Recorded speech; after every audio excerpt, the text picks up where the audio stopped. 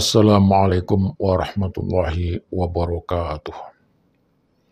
Saudara-saudari sekalian, banyak orang yang gagal faham, salah faham, bukan salah faham, tapi fahamnya salah. Yang memberikan kesimpulan, lalu menyatakan kalau Kiai Haji Imaduddin Osman Al-Bantani itu membatalkan nasabnya Ba'alawi. Itu yang dipahami oleh mereka dan dipahami oleh kita yang hanya mendengarkan secara sekilas. Padahal sesungguhnya Kiai Haji Imaduddin Osman Al-Bantani tidak membatalkan karena beliau tidak terlibat di dalamnya. Kiai Haji Imaduddin Osman Al-Bantani hanya menyampaikan bahwa nasab Ba'alawi itu tidak terkonfirmasi, tidak ditangkap oleh radar, tidak dikenal orang selama 550 tahun. Lalu kita orang yang mendengarkan mengambil kesimpulan Kiai Haji Imaduddin Osman Al-Bantani membatalkan nasab. Itu adalah bagian kegagalan faham, baik dari pihak kita sendiri maupun pihak sono yang marah-marah. Tidak ada yang membatalkan. Kenapa tidak ada yang membatalkan? Dia sendiri, Ba'alawi sendiri yang batal sendirinya. Tidak ada yang mengakui, tidak ada yang mengesahkan. Coba siapa yang mengesahkan? Yang mengesahkan ya mereka-mereka sendiri. Yang mengakui ya mereka-mereka sendiri. Karena yang mengakui mereka sendiri, yang memasyurkan mereka sendiri, maka kita tidak bisa membatalkan. Kita cuma tidak mengakui. Biarlah mereka merasa termasyhur, mereka merasa cucu Nabi, tidak masalah, itu pengakuan mereka. Tapi kita tidak mengakui, itu perasaan mereka. Perasaan itu tidak bisa digugat. Perasaan itu tidak bisa diganggu. Perasaan itu tidak bisa dibatalkan oleh orang lain. Batalnya yang dilakukan, batalnya nasab Ba'alawi, itu adalah batal karena perlakuannya. Kelakuannya itulah yang membatalkan kalau nasab Ba'alawi.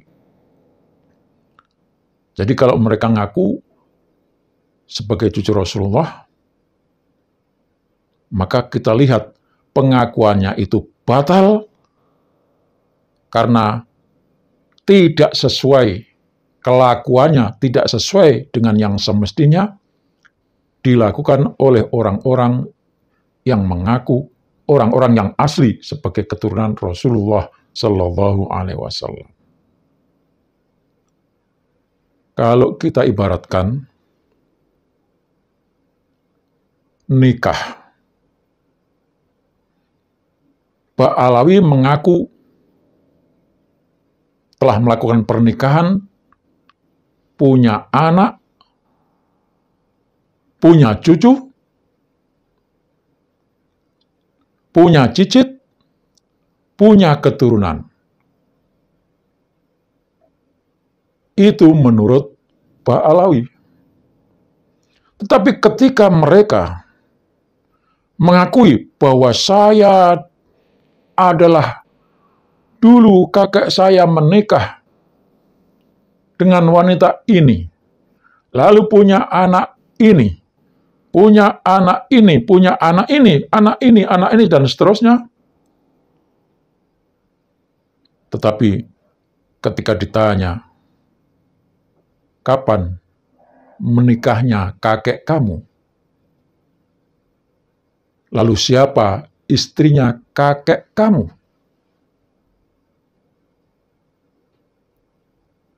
Apakah benar dilakukan pernikahan?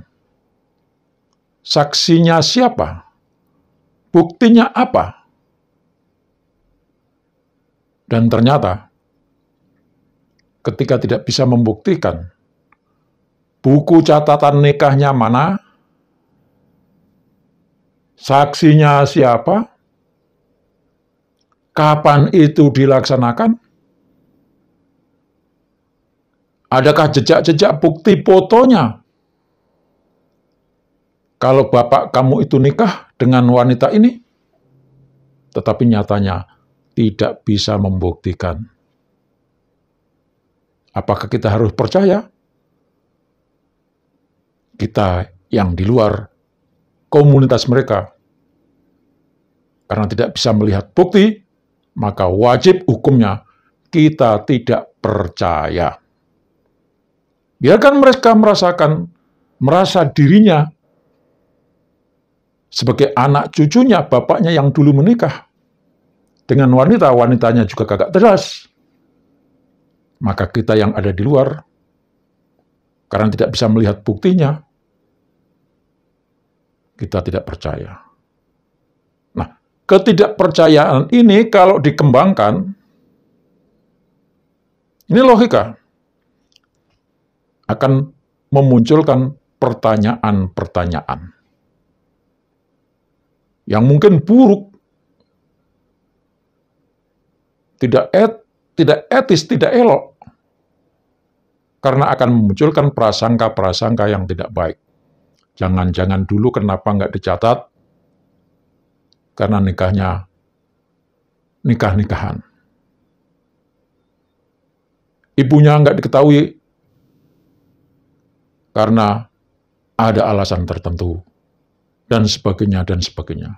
Ujung-ujungnya kita akan berprasangka buruk, jangan-jangan anak tidak resmi. Itu, maka logika kita jalan.